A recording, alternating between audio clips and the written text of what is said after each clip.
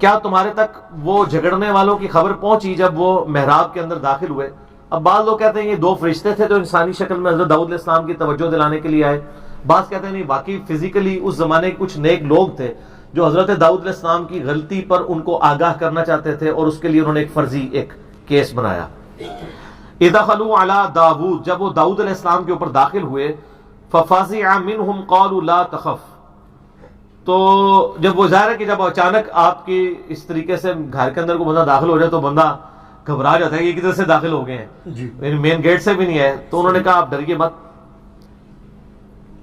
خصمان بغى بعضنا على بعض فاحكم بيننا بالحق ولا تشتت واهدنا الى سواء الصراط، تو انہوں نے کہا کہ جی آپ ہمارے درمیان حق کے ساتھ فیصلہ کریں، کسی ایک کی طرف داری لینے کی ضرورت نہیں ہے، ہمیں رائے راست کے اوپر آپ چلائیں۔ ان هذا اخی، یعنی وہ جو مظلوم تھا وہ دوسرے بندے کی طرف اشارہ کر کے کہنے لگا کہ یہ میرا بھائی ہے، لہو 99 نعجہ، اس کے پاس 99 دمبیاں ہیں، ولی نعجۃ واحدہ، جبکہ میرے پاس ایک ہی دمبی ہے۔ فقال اکفلنیھا وعزنی فی الخطاب، اور یہ مجھے کہتا ہے وہ جو تیرے پاس ایک دمبی ہے نا یہ بھی مجھے دے دے، اور اپنے یعنی گفتار کے زور پہ مجھ پہ غلبہ بھی چاہتا ہے، یعنی وہ سینچری کرنے کے چکروں میں ہے، اپنے پاس اس کے 99 دمبیاں موجود ہیں اور میرے پاس تو ہے ہی ایک دمبی ہے، اور مجھے یہ کہہ رہا ہے کہ وہ ایک دمبی بھی مجھے دے دو، تو میرے پاس تو ہے ہی ایک ہے، بجائے کہ میرے ساتھ اپنی دمبیاں شیئر کرتا، مجھ سے میری ایک بھی مانگ رہا ہے اپنی سینچری کرنے کے چکر میں۔ اچھا، یہ وہ 99 دمبیوں والا واقعہ ہے۔ جی قال لقد ظلمك بسؤال نعجتك الى نعاجه، تو حضرت داؤد علیہ السلام نے وہی کہا جو ہم نے بھی یعنی یہی کہیں اس کے جواب میں، انہوں نے کہا یہ تو بڑا ظالم آدمی ہے جو تجھ سے اس قسم کی ڈیمانڈ کر رہا ہے کہ وہ تمہاری ایک دمبی کو اپنی 99 دمبیوں میں ملانا چاہتا ہے۔ وَإِنَّ كَثِيرًا مِنَ الْخُلَطَاءِ لَيَبْغِي بَعْضُهُمْ عَلَى بَعْضٍ، اور پھر ساتھ داؤد علیہ السلام نے کہا کہ اکثر لوگوں کا حال یہی ہے کہ وہ اپنے جو ساتھی جو ان کی مجلس کے لوگ ہوتے ہیں ان کے ساتھ زیادتی کر جاتے ہیں، بعض کے ساتھ، الا الذین آمنوا، ہاں جو ایمان لائے، وعملوا الصالحات، اور جو نیک عمل کرنے والے ہیں، وقلیل ما هم، یعنی وہ جو نیکوکار لوگ ہیں نا وہ بچ جائیں تو زیادہ بات ہے، عموماً یہی دیکھا گیا کہ لوگ اپنے جو ساتھیوں کے ساتھ اس قسم کی زیادتی کرتے ہیں۔ وظن داؤد، اس وقت پھر داؤد کا گمان اس طرف گیا، انما فتناہ فاستغفر ربہ وخر راکعا واناب، داؤد علیہ السلام کو فوراً کھٹک گئی کہ یہ اس واقعے میں اللہ نے مجھے آزمایا تھا، تو فوراً انہوں نے استغفار کی اللہ کی طرف، اور وہ فوراً حالت رکوع میں اللہ کی طرف جھکے۔ یہ آیت سجدہ بھی ہے، تو وہ رکوع کیا ٹو باؤ ڈاؤن کرنے سے بھی سجدہ ہو جاتا ہے۔ اللہ اکبر، سبحان ربی۔ تو ماتھا رکھنا اعلیٰ ترین درجہ ہے۔ مسئلہ نمبر 115 میرا اس کے اوپر مسئلہ نمبر 119 ریکارڈڈ موجود ہے آیات سجدہ کے اوپر، اس میں بھی میں نے اس قرآن حکیم کے جو 15 سجدے، 14 نہیں ہے سر 15 ہیں، جیسے قبر میں 3 نہیں 4 سوال ہیں، قرآن میں بھی 14 نہیں 15 سجدے، تو اس میں نے بتایا تھا۔ اب وہ کہتے ہیں دیکھیں اس سے پتہ چلا کہ داؤد علیہ السلام کو اللہ تعالیٰ سے تنبیہ کی اور ان کی غلطی کا ان کو احساس ہوا، ان کو یہ پتہ چلا کہ اس سے مجھے آزمایا جا رہا ہے، تو اس میں پھر وہ سٹوری میں رنگ اس طرح بھرتے ہیں، اور یہ رنگ بھرا یہودیوں نے، اور ایک سٹوری انہوں نے ڈیوائس کی جو تورات کے اندر آج بھی موجود ہے ڈال دی۔ وہ کہتے ہیں اصل میں حضرت داؤد علیہ السلام کی 99 بیویاں تھیں اور ان کے صحابی کی بیوی ایک تھی، وہ اس ایک بیوی کو اپنے ساتھ رکھنا چاہتے تھے اور اس صحابی کو آگے مروا دیا، اس کی بیوی سے شادی کر لی، اور اس کے بعد اللہ تعالیٰ نے ان کو احساس دلایا کہ تم نے تو یہ بہت غلطی کی ہے، تو وہ اس سٹوری میں رنگ بھرتے ہیں، حالانکہ قرآن پاک نے اس کو بریف نہیں کیا۔ اب محدثین کے اور مفسرین کے 2 گروہ سامنے آئے، ایک تو وہ اسی طرح کی سٹوری کو صحیح ماننا شروع ہو گئے، دوسروں نے دوسری سٹوری کو کہا یہ تو انبیاء کی یعنی عصمت کے اوپر حملہ ہے، اس طرح کے واقعات، انہوں نے کہا یہ ہے ہی کچھ نہیں ہے، یہ اللہ کو پتا ہے کہ کیا واقعہ ہوا تھا۔ اب اس سے بھی جان نہیں چھوٹتی ہے، اس میں داد دوں گا مولانا مودودی رحمہ اللہ تعالیٰ کو، جنہوں نے بڑی محنت کر کے تورات سے وہ آیات ڈھونڈی اور پھر پرانے مفسرین میں سے صحابہ اکرام کے جو اقوال نقل ہوئے ہیں ان کو ڈھونڈ کے ایک آپٹیمل سلوشن دیا ہے۔ میرے علم کے حد تک میں نے جتنی تفاسیر پڑھی ہیں، ابن کثیر کو بھی مسئلہ سمجھ نہیں آیا، وہ بھی کہنے لگے جی بس یہ واقعات ہیں، اللہ کو پتہ ہے کیا واقعہ ہوا تھا۔ وہ اللہ کو پتا تو عام آدمی کو کیسے پتا چلے گا یہ واقعہ کیا ہے؟ یہ تو عوام کے لیے بیان ہوا ہے نا. تو مودودی صاحب نے جرأت کی, انہوں نے کہا بھی جو سب سے پہلی تفسیر ابن جریر لکھی گئی ہے امام طبری کی رحمہ اللہ, انہوں نے ابن عباس کا قول نقل کیا ہے کہ یہ ایسا ہوا نہیں تھا, نہ اس طرح کا واقعہ تھا.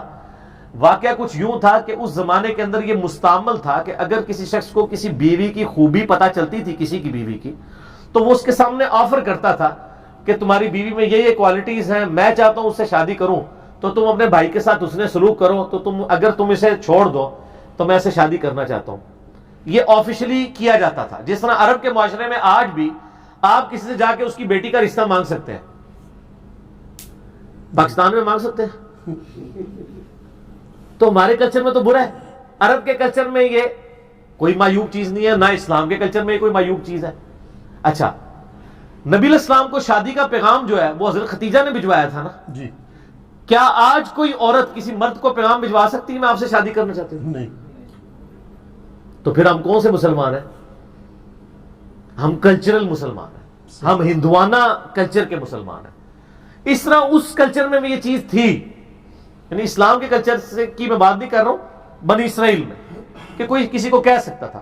دیکھیں ایک فارم تو اس کی ہمارے یہاں بھی تو آئی ہے نا, جب مہاجرین ہجرت کر کے گئے ہیں مدینہ شریف سب کچھ چھوڑ چھاڑ کے, تو کئی انصار نے نہیں کہا, کسی کی 2 بیویاں تھیں, انہوں نے کہا ان دونوں میں سے ایک پسند کر لو, میں تمہارے لیے چھوڑ دیتا ہوں. سبحان اللہ, بے شک ایسا بڑی بات ہے. یہاں پہ کوئی اپنی بیوی چھوڑتا ہے کیا؟ کوئی یعنی اپنی بچی کا بھی رشتہ دینے کے لیے کسی نیک مرد کو تیار ہوتا ہے؟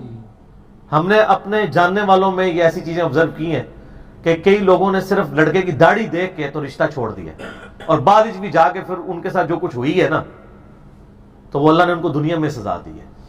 اسی طریقے سے کئی مرد ہیں صرف یہ تو بچی جو ہے یہ تو نقاب کرتی ہے, یہ معاشرے کے ساتھ چل نہیں سکتی ہے, تو رشتہ چھوڑا ہے, اور بعد میں جو کچھ پھر ان کے ساتھ ہوئی ہے نا اللہ نے دنیا میں سزا دی ہے. ایسے معاملات بھی ہو جاتے ہیں. جب آپ کا دین پرائورٹی نہیں دے گا تو پھر اللہ تعالیٰ سے تو آپ کوئی ایکسپیکٹ نہ کریں کہ اللہ تعالیٰ آپ کا خیال کرے گا یا لحاظ فرمائے گا کسی مسئلے کے اندر. تو واقعہ یہ تھا جو ابن عباس سے اس طرح کا قول, پھر مودودی صاحب نے پورا اس کو, یعنی تفہیم القرآن میں آپ سورہ 7 کی آیت نمبر 22 سے آن ورڈ اس کی تفسیر پڑھیں تو انہوں نے پورا بتایا کہ یہ صرف حضرت داؤد علیہ السلام نے ارادہ کیا تھا, اور اس کا اظہار انہوں نے اس صحابی کی ساتھ کیا. جب یہ کیا اظہار بس اتنا واقعہ تھا, اس کے ساتھ کچھ بھی چیز نہیں جڑی ہوئی تھی, تو اللہ تعالیٰ نے ان کی تنبیہ کر دی ان کو. اور یہ 99 ایک کثرت کے طور پہ, یہ نہیں کہ حضرت داؤد کی 99 بیویاں تھیں, کثرت کے طور پہ یہ بات ہوئی ہے.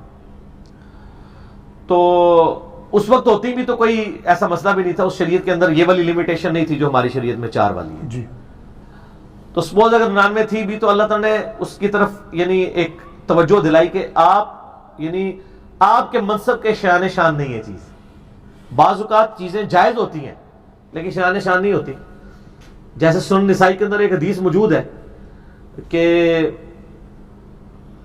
عبداللہ بن سعد ابی سرا یہ ان 4 بندوں میں سے تھا جن کے بارے میں نبی علیہ السلام نے فرمایا تھا یہ غلاف کعبہ میں بھی چھپے ہونا, ان کو قتل کر دینا. تو ان میں ایک اکرمہ بن ابی جہل بھی تھے جو بھاگ کے چلے گئے, اور وہ راستے میں سمندری طوفان آ گیا, تو ادھر سب اللہ کو پکارنا شروع ہو گئے. انہوں نے کہا اللہ کیا بتوں کو کیوں نہیں پکارتے؟ انہوں نے کہا ادھر بت نہیں کام آتے, اللہ ہی کام آتا ہے. تو انہوں نے کہا یا اللہ مجھے بچا لے تو میں نبی کے ہاتھوں میں ہاتھ دے کے اسلام قبول کروں گا. وہ بچ گئے تو آ کے چوری چھپے آ گئے, حضور علیہ السلام سے امان مانگی, آپ نے معاف کر دیا. حالانکہ فتویٰ نکلا ہوا تھا. باپ دیکھ لیں امت کا فرعون ہے ابو جہل, اور بیٹا جو ہے اکرمہ بن ابی جہل صحابی ہے رضی اللہ تعالیٰ عنہ, اور یہ جنگ یرموک میں رومن امپائر کے خلاف لڑتے ہوئے شہید بھی ہوئے ہیں. تو انہی میں ایک عبداللہ بن سعد ابی سرا تھا, وہ حضرت عثمان کا رشتہ دار تھا. تو حضرت عثمان غنی رضی اللہ تعالیٰ نے رشتہ داری کی وجہ سے اسے چھپا لیا اور اچانک لا کے حضور کے سامنے پیش کر دیا. آپ علیہ السلام نے رخ انور پھیر لیا, پھر دوسری طرف سے کہ حضور اس کی توبہ قبول کر لیں. اب وہ کاتب وحی تھا اور مرتد ہوا تھا. بخاری مسلم میں آتا ہے نا, کاتب وحی مرتد ہو گیا تو اس کو دفناتے تھے تو زمین باہر پھینک دیتی تھی. یہ بہت بڑا جرم تھا, تو نبی علیہ السلام اس کو معاف نہیں کرنا چاہتے تھے. دوسری طرف سے آپ نے رخ انور پھیر لیا, تیسری دفعہ چوتھی دفعہ آپ نے کہا چلو ٹھیک ہے اس کا اسلام قبول ہے. اب یہ لانا بات ہے, یہی بندہ پھر حضرت عثمان کی شہادت کا سبب بھی بعد میں بن گیا. تو آج کی ڈیٹ میں صحابی ہیں, صحابی ہونے کی وجہ سے ہم ان کا احترام کرتے ہیں. عبداللہ بن سعد ابی سرا, جب وہ چلے گئے تو نبی علیہ السلام نے فرمایا یار تم میں کوئی ایک شریف آدمی بھی ایسا نہیں تھا, تم دیکھ رہے ہو کہ میں رخ انور اپنا پھیر رہا ہوں تو تم اٹھ کے اسے قتل کر دیتے, جب میں نے تمہیں غلاف کعبہ میں بھی قتل کر دو تو تم میرے سامنے جب وہ آیا تم نے اس کو قتل کیوں نہیں کیا, جب تم دیکھ بھی رہے ہو کہ میں اس کی توبہ بھی ایکسیپٹ نہیں کر رہا ہوں. تو صحابہ نے کہا یا رسول اللہ آپ ایک دفعہ آنکھ سے اشارہ کر دیتے نا ایسے کر کے تو دیکھتے ہم کیا کرتے ہیں. تو آپ نے فرمایا نبی کے لیے شایع نہیں ہے کہ وہ آنکھ سے اشارہ کرے, نبی کا اخلاق اعلیٰ ترین ہوتا ہے. ویسے آنکھ سے اشارہ کرنا کوئی بری چیز نہیں ہے لیکن نبی کے شان شان ہے.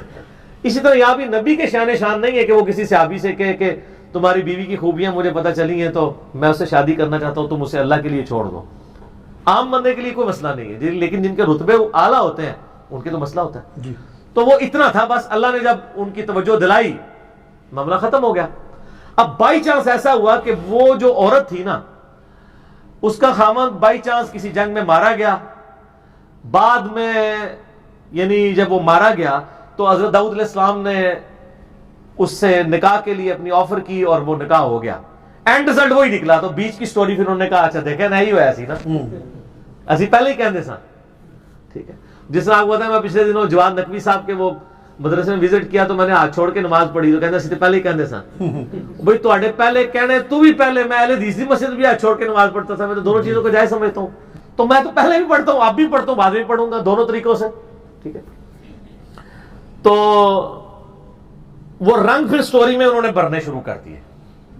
اصل میں یہ واقعہ تھا 99 دمیوں والا اور ایک بڑا کریٹیکل واقعہ ہے.